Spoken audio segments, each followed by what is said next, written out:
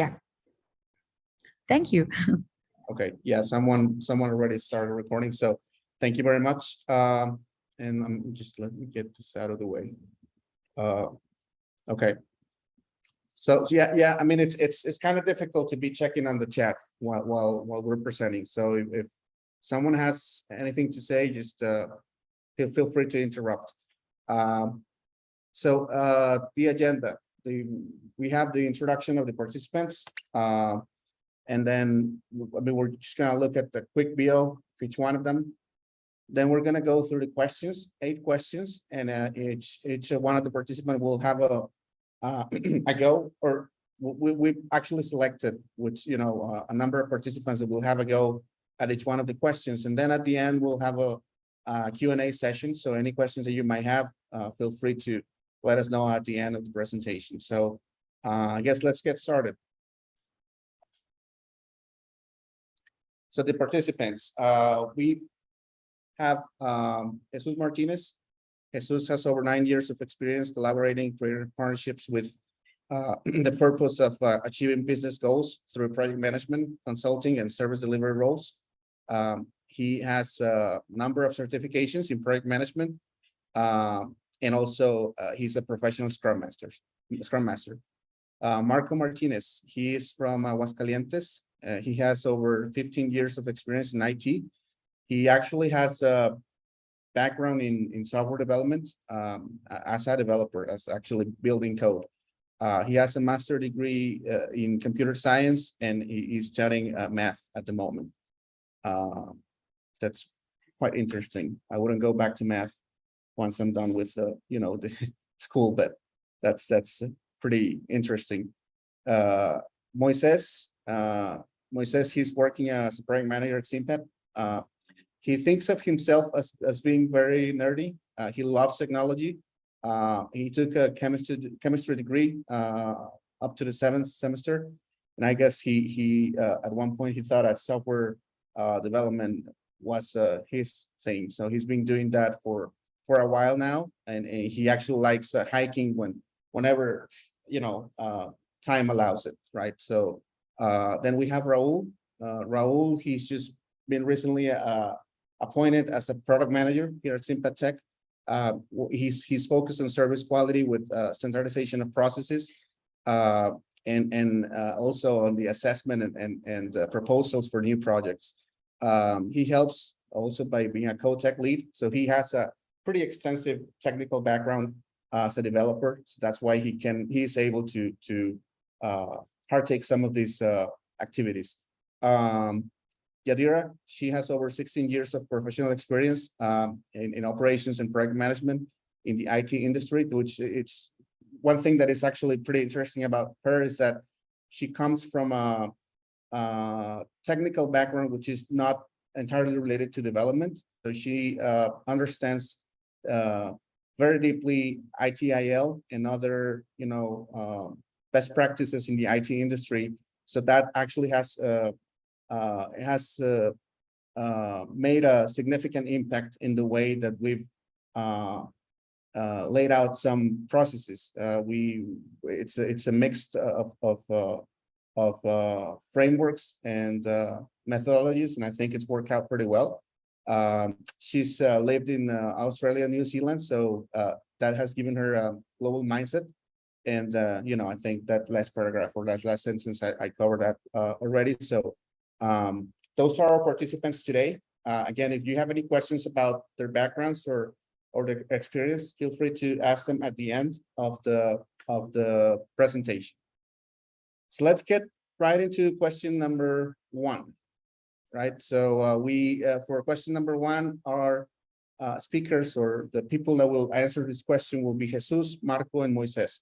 So the question is, what are the responsibilities of a project manager? Of course, within the Simpat, within our day-to-day at Simpat.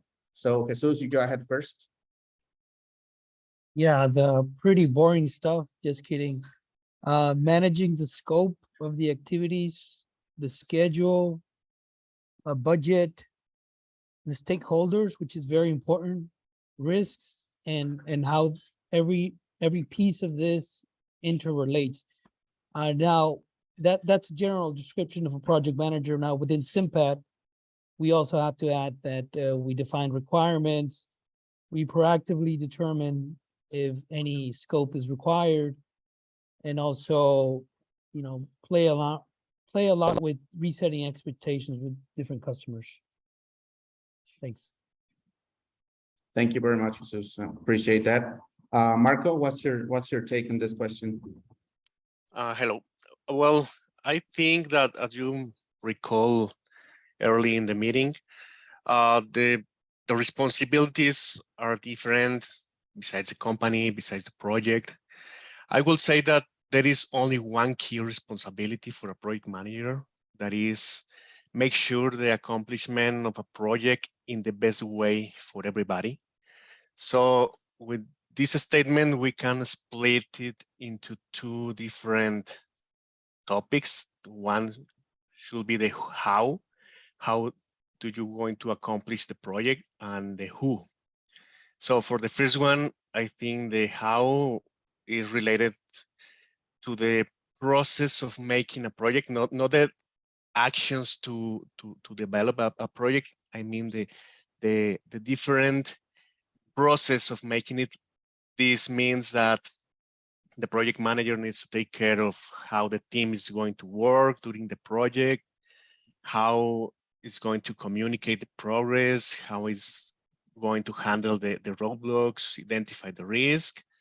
And talking about the who, I mean, I say that the best way for everybody, well, a project manager responsibility is to identify all the actors involved in the project. And these people, besides the client, could be the team, could be the company, and for a project manager needs to set the guidelines for the communication channels, the collaborations, to handle the concerns, expectations, solve conflicts, negotiate the scopes, deadlines. So I think the responsibilities are very different between projects, but pretty much I think this is the main responsibility. Thank you, Marco. Time's up, but that's a great point. A couple of things I think for to take away for all of us is that I think what you said about the main responsibility is just to make sure that the project is successful no matter what. I think that sums it up pretty well. The second one is to identify all the stakeholders in the project. That's two key points. I think that's beautifully summarized. So it's a great points there. Thank you very much, Marco. Moises, go ahead. Thank you. Hello, everybody. Well, from my perspective, I had a little bit at least just to make sure my thoughts were straight. And what I think, either from the book and also by the experience within Simpat, what could be responsibilities, complementing and agreeing with Jesus and Marco, is definitely plan and implement the project, define the scope, the goals, the changes, the deliverables, define the tasks, the resources as well need to be defined. We need to manage and schedule the timelines of the project and the team. Also track the deliverables, all the reports related with that. A very important point is support the team and direct the team, because sometimes it's not like just giving cold tasks to each of the team members or self-assigned tasks, but it's just nurture that from a human perspective. Be a leader, lead the quality assurance as well. That's something that I have pretty in mind all the time, because my background is from testing, from QA side. One more thing is monitor and report the progress to either internally, to the team, to Simpat, or to the stakeholders and the clients, and also present to the stakeholder the reports about its progress, and also the problems and how are we working to solve that issues. Right? It is very important to be transparent to stakeholders so they can rely on the team and rely on us as the ones that are uh, taking their objectives or their Hey, Moy, briefs or sorry to Mhm. interrupt, but time's up. Okay. So, but thank you very much for that. And I think what Very one thing much that you that's it. said, Mhm. yeah, one thing that you said that's pretty interesting is also, and I think it's also key is that, uh, and if I heard it right, is go with the team, you know, just go with them till the end, right? Like, don't just assign tasks and wait for them to be completed. Like, work alongside them to get them completed, even though maybe you don't have the technical expertise, but if that's the case, then remove any blockers, Mhm. and, you know, make sure that they have anything that they need. I think that's key, and that's something that we need to understand, that we're just facilitators. We're not the bosses. We're not just managing, we're not in a management position in the sense that we don't, we don't give, we don't give directions to people when we're managing a project. We're managing the project itself, not the people in there. So that's a key point to consider. But great points. Thank you very much, Moy. Let's move forward to the next question.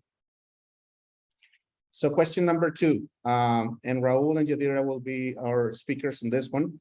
The question is, what are the critical skills required from a project manager? So Raul, go ahead. Yes, hello. Well, I think some of the skills are first the communication. I think we at PM, you're in the middle of a bunch of people, your team, the leads, the owners, the clients, everyone, and you should be able to communicate with them. The communication sometimes needs to be different depending on the person that you're talking to. But you need to understand how to do that.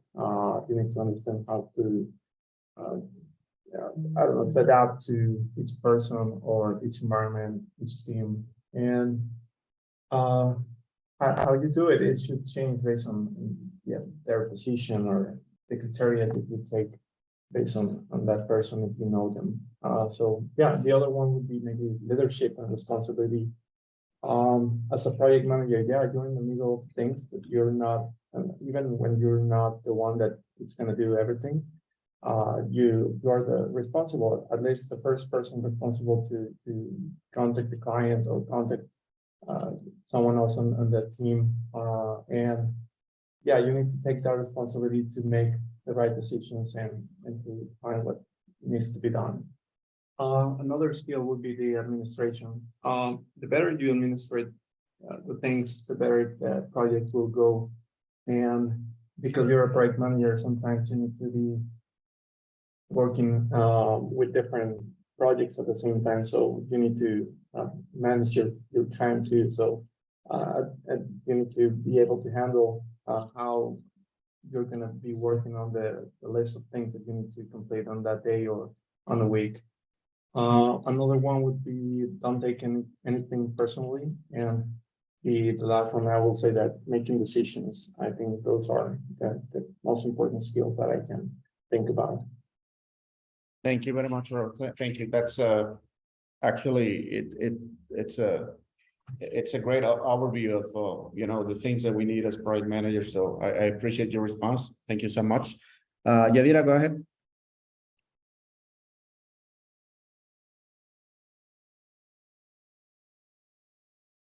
I'm not sure if you're muted. I can't hear you. Can you hear me now? Yeah. Okay. Additional to what just Raul said, I want to add that as a project manager, you have to have ownership and sense of urgency. Don't be afraid of communicating bad news. All the opposite. You get a bad news, get with the team, gather all the facts, the impact on the project in terms of financials, in terms of schedule, and so on, and communicate it to the customer. Because what I found is customers get angry when you don't communicate an issue early, know that an issue happened. Like they want to be communicated all the time. Another thing is risk management. We have to make the difference between an issue and a risk. An issue is something that happens, okay, and you already know what's going on, and someone is giving a solution to it.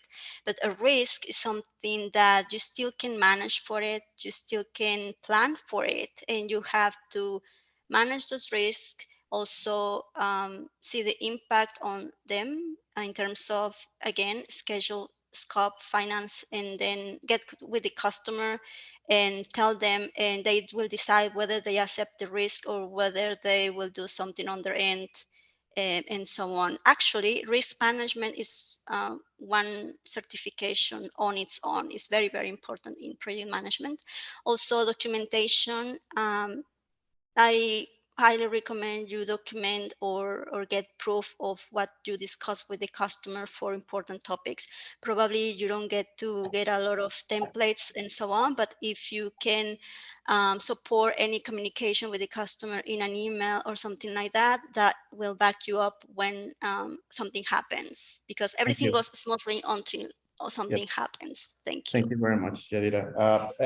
That's a great point of communication. I think that hits the spot, and especially bad news. Sometimes you're going to be in the situation in which you're going to say something and then you just close your eyes waiting for the crash to happen. And yeah, I mean, it's pretty rough, but you have to speak up. You have to break the news to the clients sooner than later, and it's always better. So it's a great point there.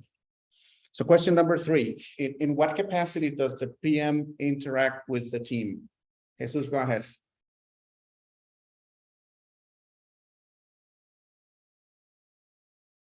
You might be muted. I was, yes. So, as I understood this question is what kind of daily interactions or frequent interactions we have with our teams. Is obviously daily stand-ups where even when the customer is involved, having internal meetings through Zoom calls,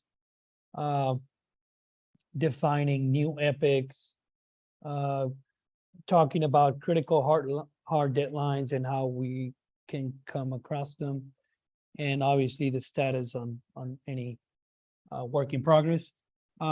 Also, most of these obviously through Zoom calls and Slack, but every now and then we try to go to the WeWork and have a planning session over this.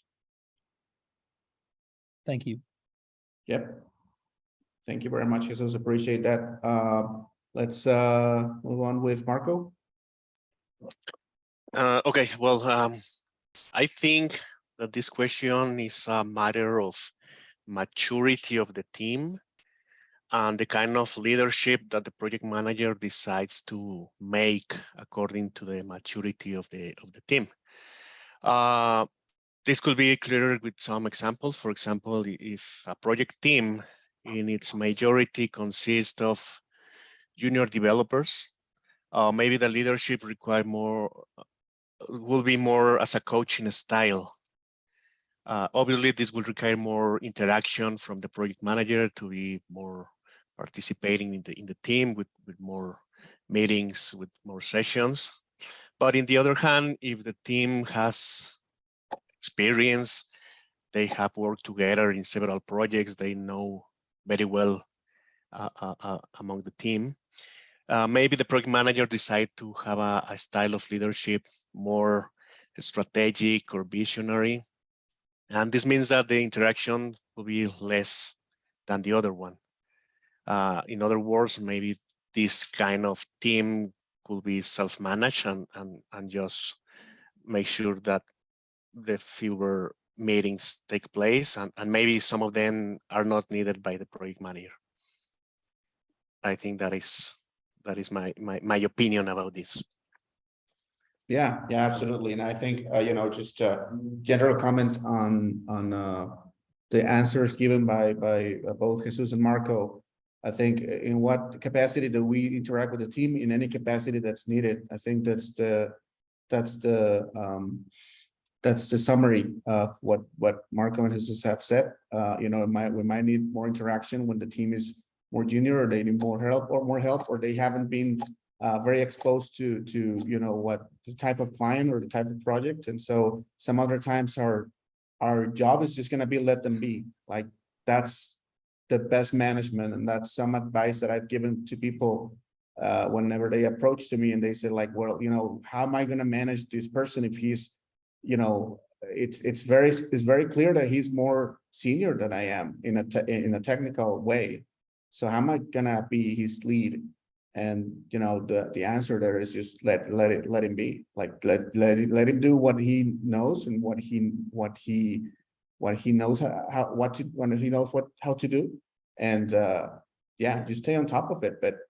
But basically just let him be, because that's you know that person has very low management overhead. So don't go in there trying to, you know, impose things or micromanage. It's not going to go well. But some people, they might need some hand holding, right, because of their seniority. So I guess you have to play it by ear to know the people that you're working with.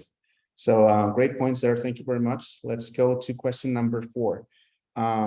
How do you foster team collaboration? And our first speaker is going to be Moises. Moy, go ahead. Yeah, thank you. Well, with this thing, everything related with the Scrum ceremonies, but mostly with calls, meetings when needed. Not only for work, we also can just call someone if we have on specific questions, or else also we have Slack, or sometimes via WhatsApp as well. Even schedule calls to entertain, or yes, for entertainment, not exactly within the project scope, but to foster the integration, right? It's a quick game or something like that. Um, Also, when communicating, just be clear, concise, constructive, more important. Put the weight of the responsibilities in the shoulders that need it, and manage the communications not as I or he. You always manage all the communications internal and also with the client as the team or we, and that gives us an integral identity. I think that's all the most key points.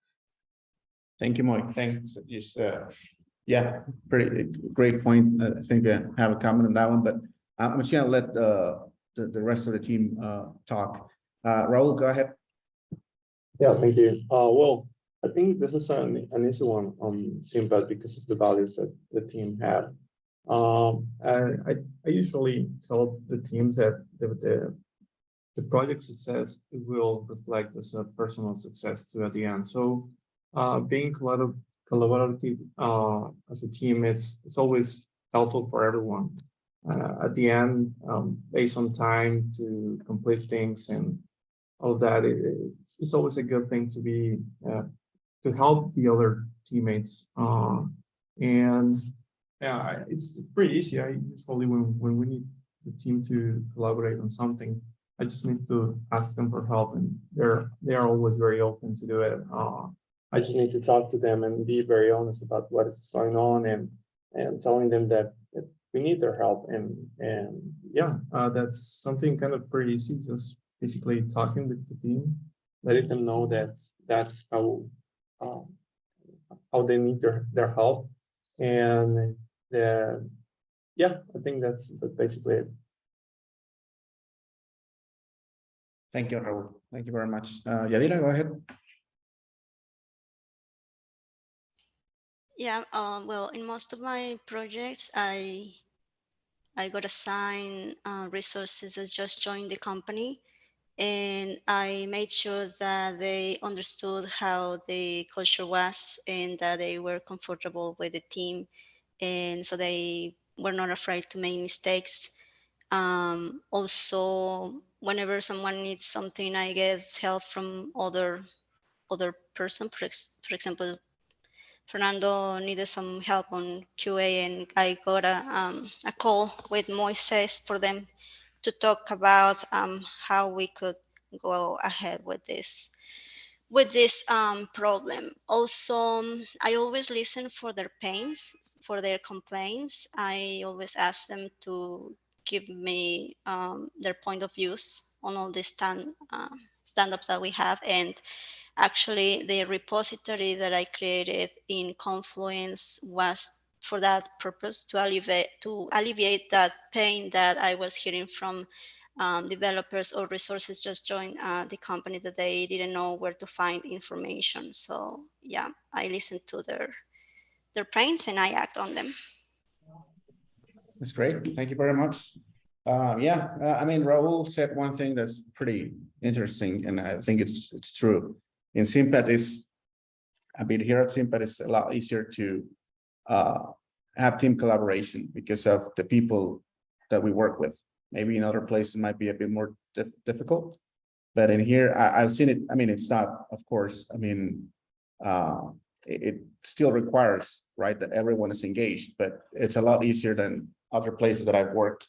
So everyone, whenever they need to, they mind their own business, and whenever they need to, they go ahead and reach out to other people to help. So that's a great thing about the team that we have. So thank you very much for your answers. Let's move forward. Question 5. So this question is, what are some of the challenges that you have to deal with as a project manager? Jesus, go ahead. I guess finding the right balance between what is expected from the customer as quick as possible while being profitable. That's one of the things. 2, convincing customers to act upon risks previously communicated. And I think the third one is one of the most important, is try to be more of a leader than a manager. Thanks. Yeah, great points. To be kind of in the middle, moderating, if you will, between the client and the team, and making sure that everyone's satisfied at the end of the project, not just the client, not just our budget, or not just the team, right? It's a different interests that you have to take in consideration. Marco, go ahead. Okay, from my perspective, I can divide the challenges in 3 categories. One will be the human aspect. I mean, there is a complexity of the human being. So the daily task implies to interact with many people and deal with every person with his own personality, his feelings, do something, concerns, even beyond work, his moods, non-conformities, or even anger when something is not working as expected. So this is one very a challenge that is very difficult to tackle. The second category will say that is the tools or the techniques as a project manager. We already mentioned that there are a lot of responsibilities like planning, communication, coordination, risk assessment, analysis, etc. And for every of these aspects, there is a set of tools or techniques that you can follow to accomplish every goal. And the challenge is knowing what tool or techniques should be used to get the best result. Knowing that not always the same tool is going to work for another project. It's very well, not always work as previously. Basically, it's like when you have this complex Swiss Army knife. When you have a lot of tools in these knives, the complexities know when and how use every one of these tools inside it. And finally, I think that the other challenge is the technology, because this is evolving every day. So I can say that as a project manager, as much time you work in this role, less exposure you will have with the new trends and the new technologies. So this is, from my perspective, this is a challenge that never ends. And you need to be constantly updated, at least to know what the development team is talking about. Yeah, great point. Thank you very much, Marco. Appreciate that. Moises, go ahead. Thank you. Yeah. Well, over here, what I do enjoy, I think, must be honest, I enjoy the challenge. I like to tag with the clients and the team. I like to understand the client needs, or trying to understand their needs. It's not always clear. And whenever we understand it, or I understand it, translate those needs into features or stories that we can work with. Um, and once it's finished or done, I like to test everything. Once it's completed, I'm thinking, look what we have done. It's great. So, very much is that.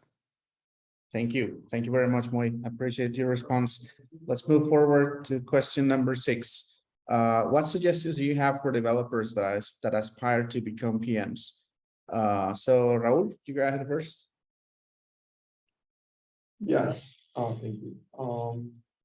Well, I think that the first thing is to be sure that that's the job that you want, and that you have the stack of skill that the different stack of skill that requires to be a project manager. It's more like a personality thing. I will say that you should have to get into that path to you need to be on those set of skills. Because at the end, you need to enjoy it, right? So you think that you have those skills, or at least you can learn them, and you want to learn them because that's something that you want.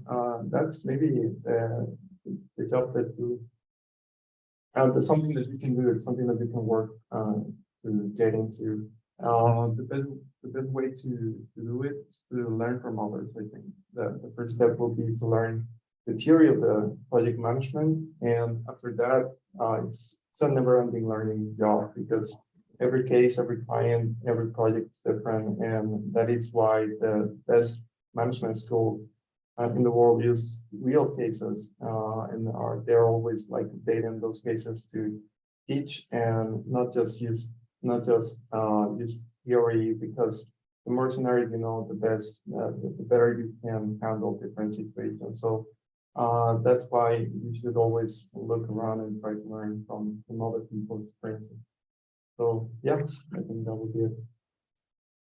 Thank you, Raul. Thank you very much for your response. Yadira, go ahead. Sure. A very good point to start is to be knowledgeable about what's happening during pre-sales and all the contract, because you developers take the project and you start with the execution, but you don't usually know what happened.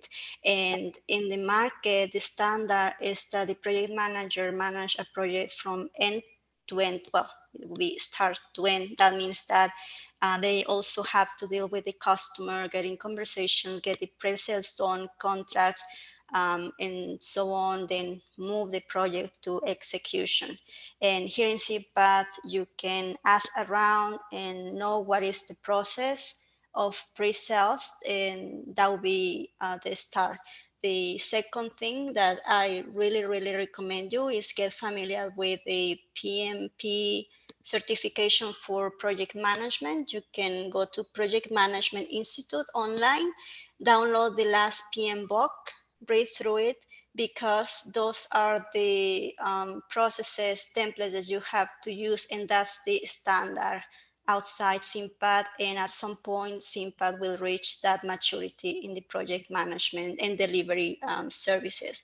Now, Scrum is not a project management framework, and thankfully the industry outside is realizing that if you look for project management positions or anything related to software development, you realize that the companies are asking for hybrid project management frameworks. That means PMP plus Scrum. Also, you have to be knowledgeable about estimation techniques like poker planning, I think, and also things about testing. Yep, 100%. And if you have any questions about the pre-sales process here at Simpat, reach out to any of us participating on this call. I mean, some of us are just getting there, so we might not know a lot, but we can definitely guide you through the process of learning how it happens. So thank you very much for your responses, Raul and Yadira. Let's go to question 7. Why did you choose to become a project manager? Jesus, go ahead. Yeah, so in my case, although I come from I think it's called a STEM career, which science, technology, engineering, and math is involved. It was not software or IT related, so going into a PM role was my door to go into the IT industry. Thanks. Thank you, Jesus.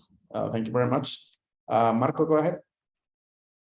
Okay, well, this is a very interesting question for me. And I will sound like a science fiction movie. Let me know where you hear something like this, but I didn't look to become a PM. The project management found me. So let me tell a story. Basically, before Simpat, I spent like 7 years in the automotive industry. The half of the time I was working as a developer, more like database developer, business intelligence, and all of this. I was very happy in this position. I didn't have in mind to change. However, the destiny, especially the destiny of the software development manager in this company, was to accept an offer in somewhere else. And his last will was nominating me to take his place. After some talks, I can say some pressure talks with the directors, at the end, I didn't have many options, and I had to take this challenge to become this software development manager. But to be honest, was one of the best things that, professionally speaking, have happened to me. So with all of this, all the things that I learned in a parallel universe where I already know how I enjoy to give clarity to the clients, how to contribute to give direction to the team, helping in the conflict resolution, and learning every day from every person. If I had known all of this, I would choose to become a PM before. Nice. Thank you. Thank you very much, Marco. So I guess you didn't choose the PM life. The PM life chose you. Yeah, correct. Nice. All right. Great. Okay, let's get to the final question. So question number 8 is, what do you enjoy the most about being a project manager? And Moises, you go ahead first. Thank you. I think the problem solving, talking with the people, know their needs, and be always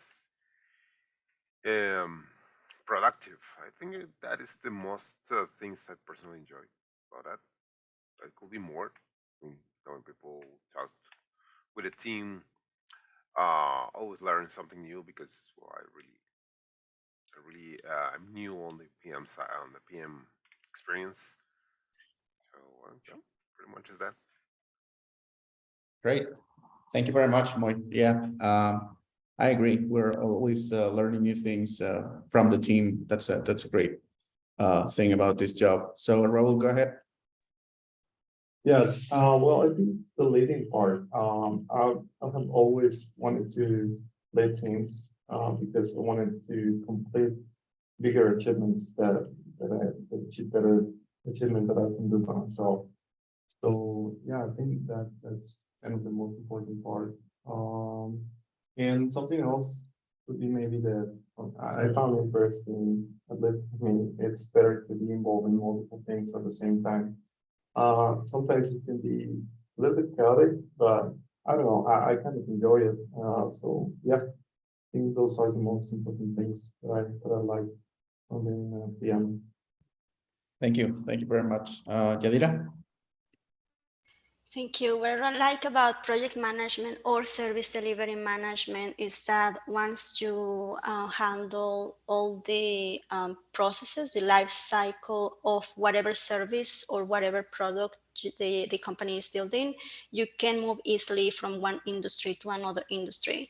As a project manager, I moved from telecommunications, then infrastructure, data centers, and now I'm software development. If I don't know, if I have the need to move to housing or whatever, I'll be able to do it without struggling to learn other skills. Of course, there is always learning the details on what you are developing.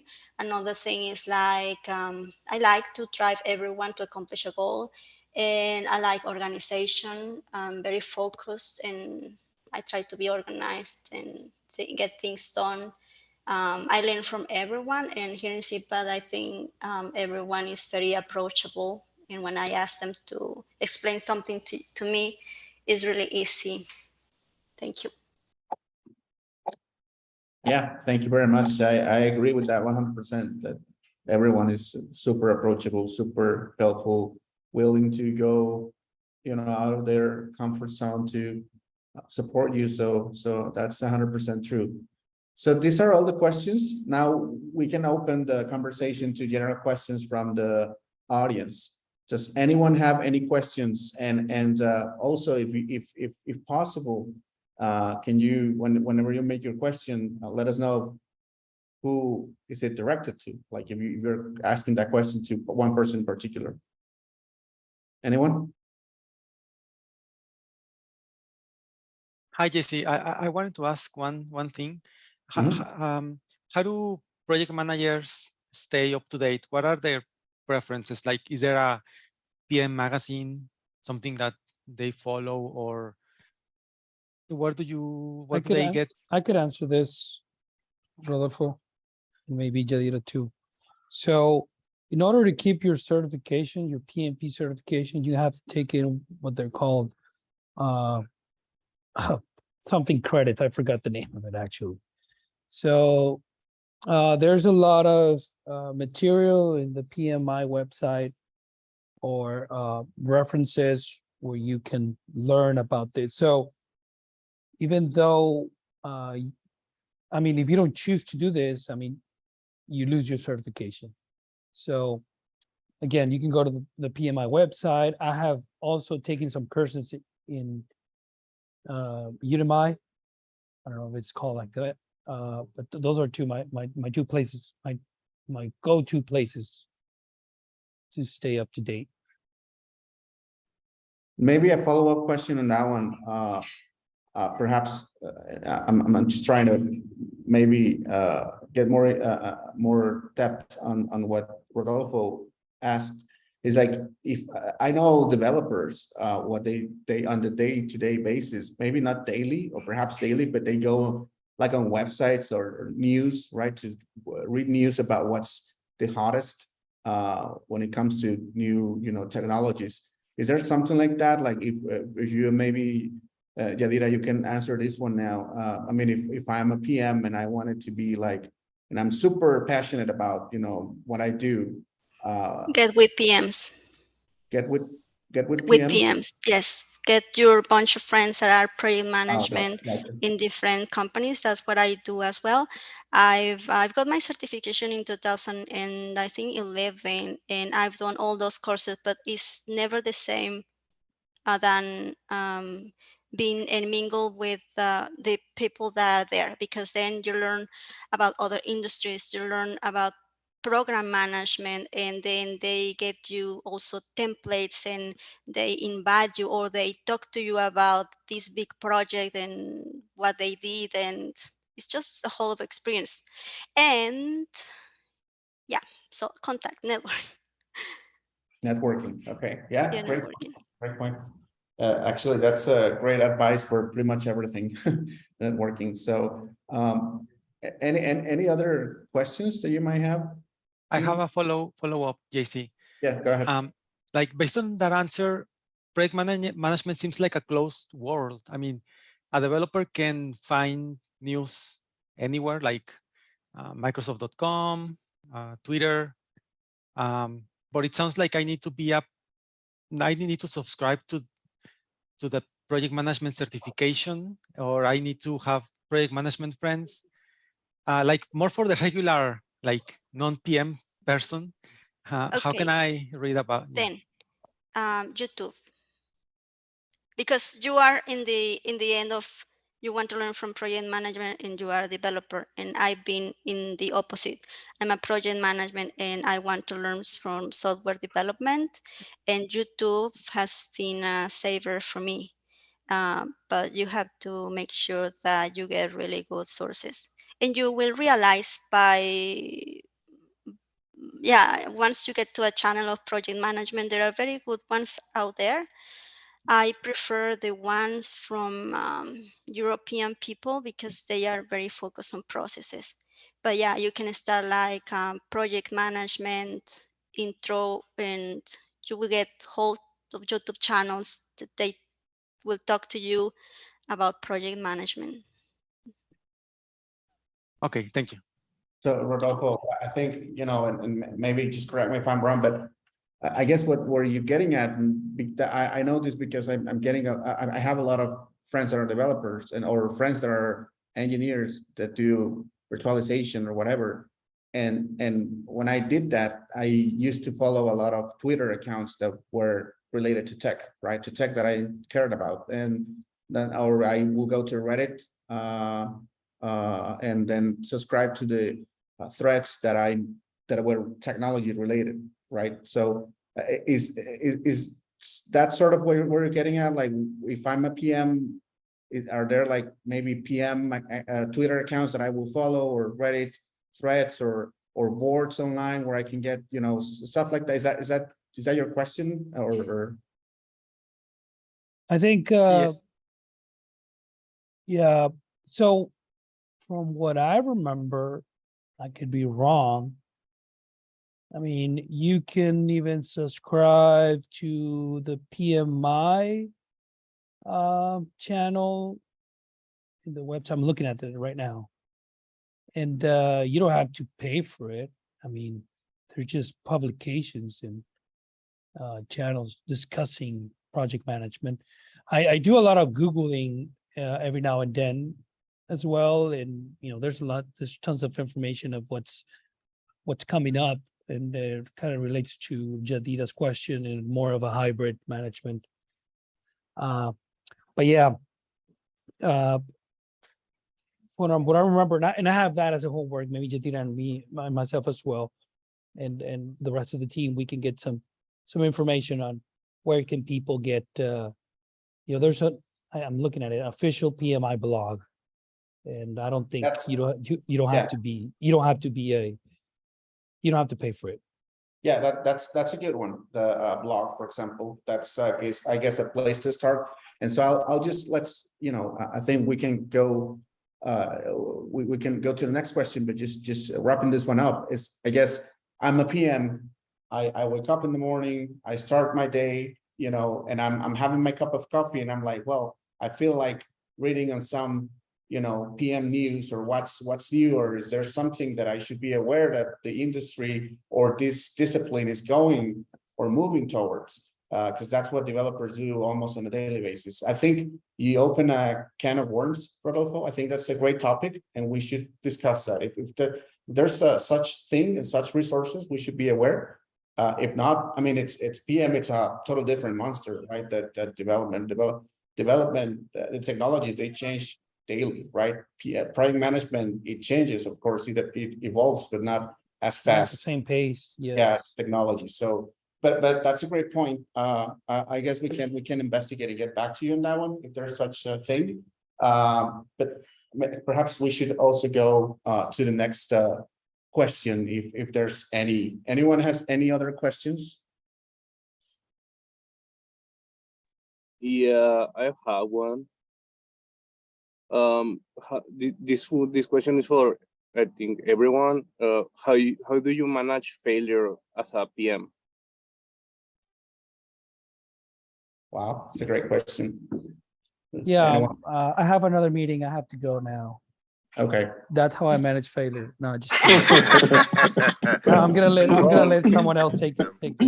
That's how we Well, manage. That's a great one. I mean, let's get that into the books. But no, I anyone would else like, want to answer? yeah, I would like to PM has answer that. abandoned the conversation. Once you get a project, you have to keep in mind that you start from zero, and that failure, you have it on your plate. You don't have success yet. So failure is present all the stages of a project. And you will be very good at the project, and probably it's a week for go live, and something happened. Or it could be that, oh, everything, we have budget, but then it was canceled somehow. So you have to be prepared and starting the project with that being realistic. That's the reality. It's not success until you close out the project, and not going to go live, meaning close out, formal call with the customer, telling them, look, this is how we are completing the project, and that you agree with these terms and conditions. That's how I handle failure. It's always in my mind. That's why someone named me Saca la chancla. Yeah. I don't know anyone else. I think Moises said something. Moises, you want to add Yeah, to I the, was no? yeah, I was about to mention something pretty similar as Yadira says. It also depends what are the concepts of failure. So failure is a project is not going well. There's a lot of factors that could lead to that final status. It could be money, resources. The client decide not to move forward with the project, or they have money for our resources run off. There's a lot of things, but thinking is small. And for example, thinking in failure as a non or something that we were unable to deliver to the client within a project before they go live. For example, a feature, and we need to extend the deadlines. That is always something negotiable, and it happens. The most important is to keep in mind, as Yadira says, that failure is not an option, and also it depends what is your concept of failure. So this is not failure or manageable issues, manageable situations, and that's the only thing we have granted. Yeah, good points. Thank you very much, both Yadira and Moises. Very interesting responses. I just one thing I want to mention is that very few failures, are final. I think, I don't know of a better way to say it, but yeah, I mean, we might fall. I mean, it's pretty much similar to the value that we have at Simpat, fail quickly, reflect and try again. We might fall, but we can always get up. Unless you see, lawyers litigating and, you know, uh, uh, maybe people suing each other. That might be too late to get up and try to succeed. But before that, you can always try again. You can always try again and succeed. Very few failures in our line of work are permanent, are final. We can always try to make it better.